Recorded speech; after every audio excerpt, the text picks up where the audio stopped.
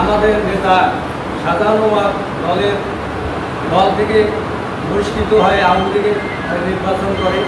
আমি শহীদ প্রেসিডেন্ট জিয়াউর রহমান বিরুদ্ধে দেশনেত্রী বেগম খালেদা জিয়া এবং বিএনপির ভারপ্রাপ্ত চেয়ারম্যান তারেক রহমানের আদর্শের প্রতি অবিচল আস্থা রেখে দলের সাথে থেকেছি।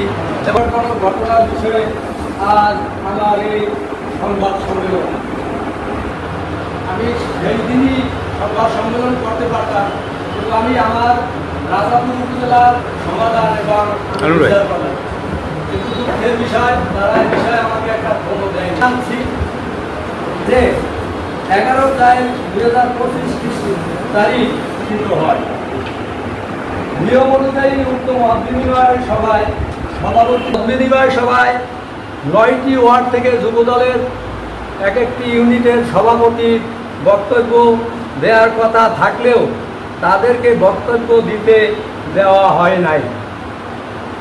আমি সাংগঠনিক সম্পাদক হিসেবে 2 মিনিটের বক্তব্য রিকোয়েস্ট করে দলের ভাবমূর্তি ক্ষুণ্ণকারী, চাঁদাবাজি, টেন্ডারবাজি, আওয়ামী দোষরদের পুনর্বাসনের বিরুদ্ধে সোচ্চার হওয়ার আহ্বান সহ থেকেই নেতাকর্মীদের অবমূল্যায়নের বিরুদ্ধে সোচ্চার হওয়ার কথা বললে আমার মাইক্রোফোন কেড়ে নিয়ে মঞ্চ থেকে আমাকে নামিয়ে দেওয়া হয়। আমি অপমানিত হওয়ায় মঞ্চের পিছনে চলে যাই। সেখান থেকে নাসিম আকনের সন্ত্রাসী বাহিনী আমাকে ডেকে মাদ্রাসার লাইব্রেরিতে নিয়ে যায়। আমি সেখানে যাওয়ার সাথে সাথে নাসিম আকন দরজা বন্ধ করে দিয়ে আমার উপর ঝাঁপিয়ে পড়ে হামলা শুরু করে।